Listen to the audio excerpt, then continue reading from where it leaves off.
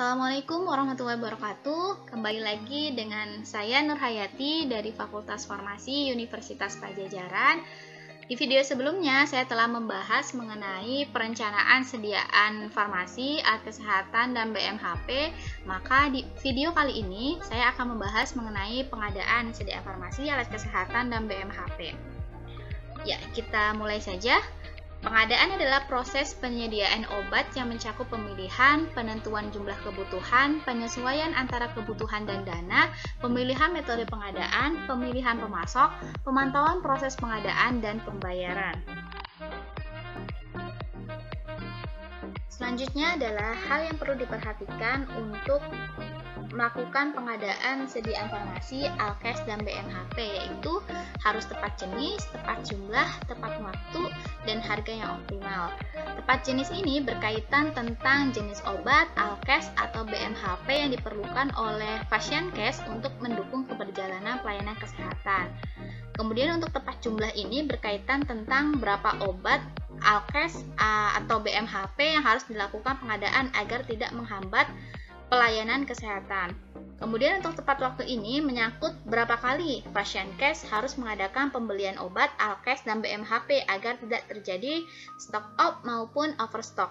Kemudian untuk harga yang optimal ini adalah faktor yang sangat penting agar bagaimana jumlah anggaran yang tersedia dapat mengcover seluruh kebutuhan sediaan farmasi yang dibutuhkan untuk pelayanan kesehatan. Selanjutnya, dalam hal pengadaan sediaan obat, maka yang perlu kita perhatikan adalah mengetahui distributor yang sesuai. Jika distributornya ini adalah pedagang besar farmasi atau PBF, kita harus memastikan bahwa PBF ini memiliki surat izin yang masih berlaku. Kemudian PBF juga harus memiliki dukungan dari industri farmasi yang memiliki sertifikat CBOB bagi masing-masing jenis sediaan obat yang dibutuhkan. Kemudian PBF juga harus memiliki reputasi yang baik dalam bidang pengadaan obat, misalnya dalam pelaksanaannya kerjanya tepat waktu. Kemudian, PBF ini mampu menjamin kesinambungan ketersediaan obat sesuai dengan masa kontrak. Selanjutnya adalah kita dalam hal pemesanan obat itu kita butuh surat pesanan atau SP, baik itu untuk obat bebas terbatas, obat keras, narkotik dan psikotropika maupun untuk obat-obatan tertentu dan prekursor. Perlu diperhatikan untuk surat pesanan narkotik itu satu surat pesanan itu hanya untuk satu obat narkotik, jadi tidak boleh digabung dengan obat-obatan lain. Kemudian tetapi untuk psikotropika ini satu surat pesanan boleh untuk lebih dari satu obat dengan syarat obat tersebut masih dalam distributor yang sama. Kemudian dalam proses penerimaan obat harus dilakukan pengecekan kesesuaian gitu antara jumlah dan jenis obat yang dipesan. Caranya cek dengan surat pesanan. Biasanya surat pesanan ini dibuat dua rangkap, satu dipegang oleh apoteker bertanggung jawab, yang satu lagi itu dipegang untuk distributor. Dan untuk narkotika dan psikotropika ini biasanya ada arsip yang harus diberikan pada dinas kesehatan.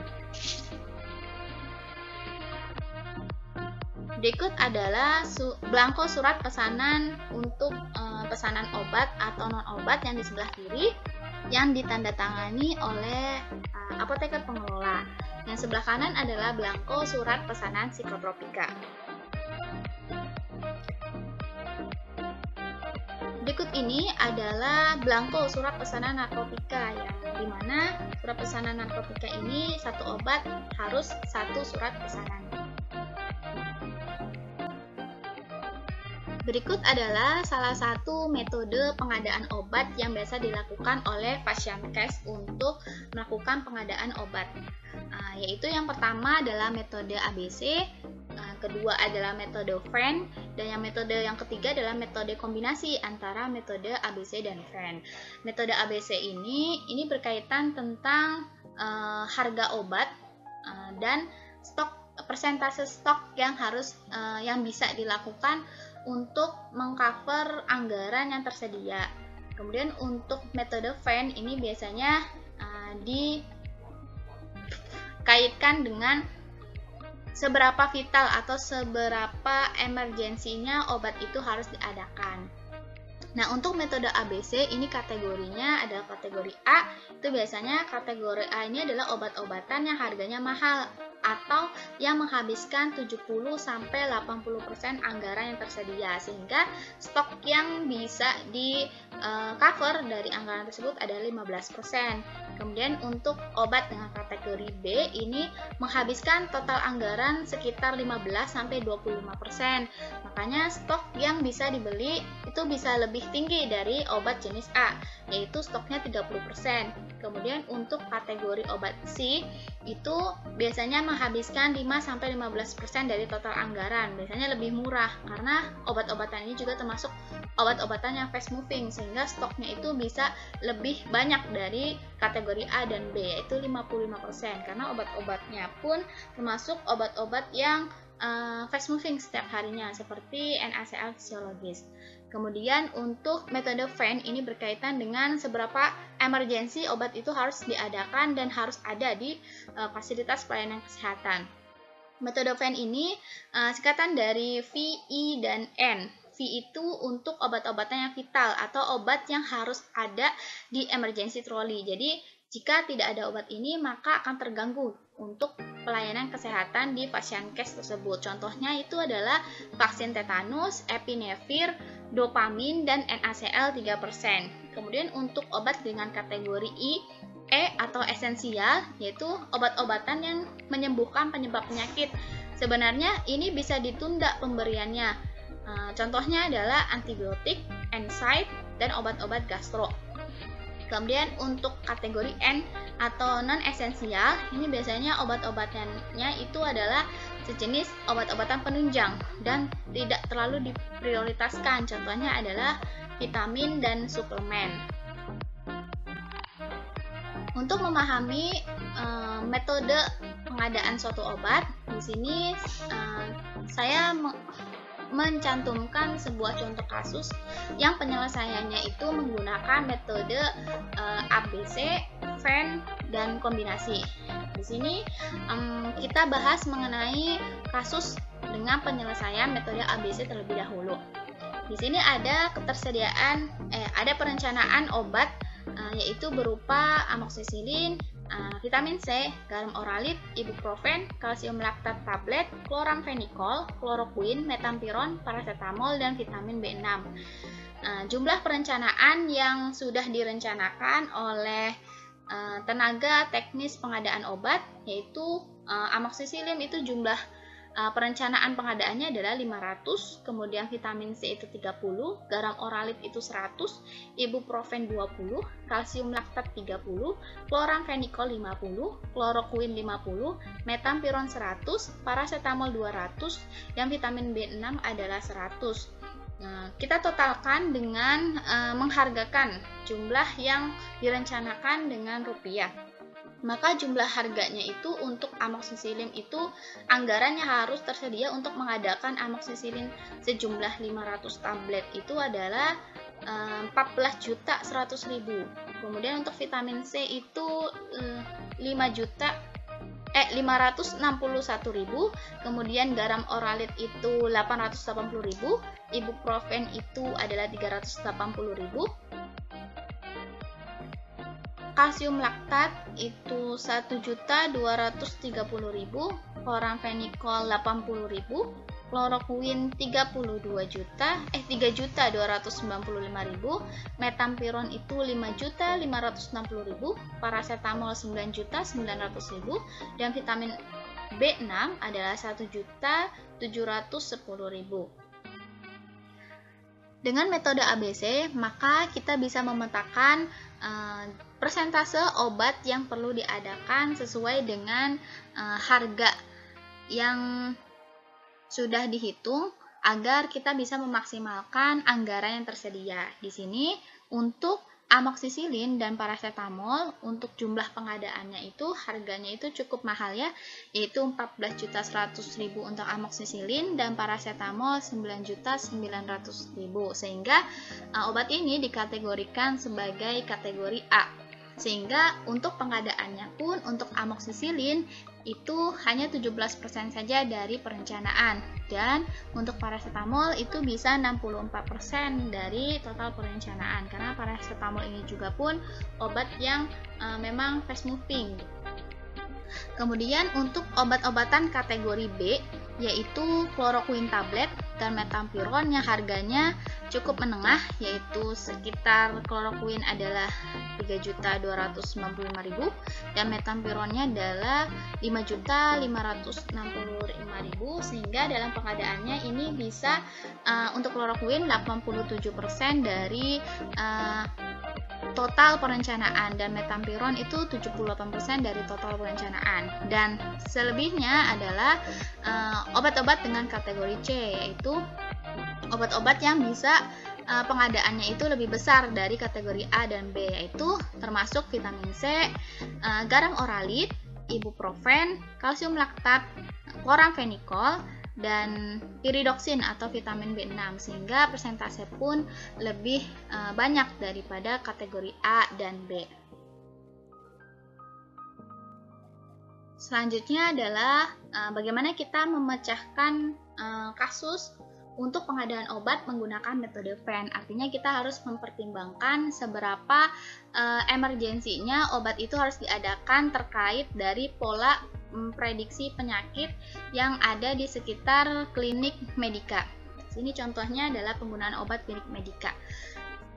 Sebenarnya masih sama contohnya seperti yang tadi metode ABC, cuman yang sekarang itu berusaha untuk diselesaikan dengan menggunakan metode FAN.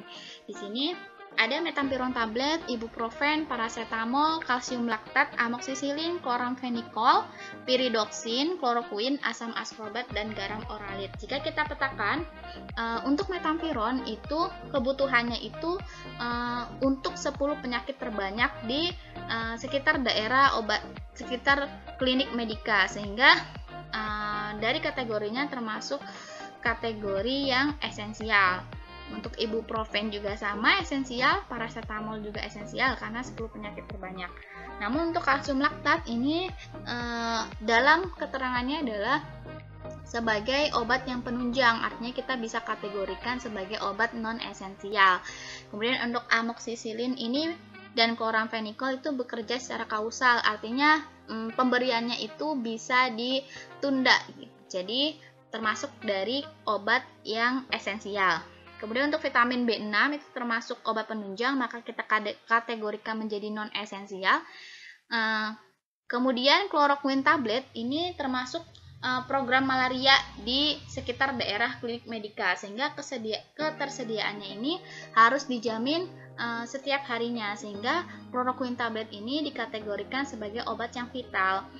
Termasuk juga dengan garam oralit, karena garam oralit ini di sekitar daerah klinik medika itu termasuk dari program diare, sehingga ketersediaannya itu sangat vital untuk setiap harinya. Kemudian untuk asam ascorbat dan atau vitamin C ini termasuk obat yang penunjang, sehingga kita bisa kategorikan non-esensial. Seperti itu untuk pengelompokan bagaimana cara pengadaan menggunakan metode FAN. Metode ini bisa dikombinasikan atau bisa disesuaikan dengan daerah sekitar fasilitas pelayanan kesehatan tersebut. Bagaimana pola prediksi penyakit yang akan terjadi di sekitar masyarakatnya. Ya, selanjutnya adalah contoh kasus pengadaan menggunakan metode kombinasi, yaitu kombinasi antara metode ABC dan FAN. Di sini sudah tersedia dari tabel sebelumnya, yaitu sudah dipetakan menggunakan metode ABC dan metode FAN masing-masing. Di sini kita tinggal petakan menggunakan skor prioritas yang ada di samping, di mana skor prioritasnya adalah untuk obat-obatan dengan kategori vital dan kategori A itu skornya 9, untuk obat-obatan dengan kategori vital dan kategori ABC-nya adalah B itu skornya ada 8 dan seterusnya. Maka dengan ini kita bisa petakan seberapa emergensi obat itu harus diadakan. Contohnya adalah chloroquine tablet. Chloroquine tablet untuk menggunakan metode ABC itu termasuk kategori B. Dan dengan menggunakan metode VAN, kloroquine tablet termasuk kategori obat yang vital atau V, sehingga ketika kita gabungkan VAN dan ABC-nya adalah B dan V, sehingga skornya adalah 8. Amoxicillin skornya adalah 7, paracetamol skornya 7, garam oralit skornya 6, metampiron skornya 5, ibuprofen skornya 3, chloramphenicol 3, vitamin C 1, kalsium laktat, dan vitamin B6 juga 1. Sehingga dapat disimpulkan dari sini bahwa obat yang perlu didahulukan dalam hal pengadaannya adalah obat yang memiliki skor 8, kemudian 7, 6, 5, 3, 1 dari skor yang paling tinggi. Sehingga disimpulkan bahwa obat-obatan yang sangat emergensi sekali untuk melakukan pengadaannya adalah kloroquine. Ya, sekian video mengenai pengadaan sediaan farmasi, Alkes, dan BMHP. Selanjutnya kita akan membahas tentang bagaimana cara penyimpanan sediaan farmasi, Alkes, dan BMHP di fasilitas pelayanan kesehatan di video selanjutnya. Terima kasih.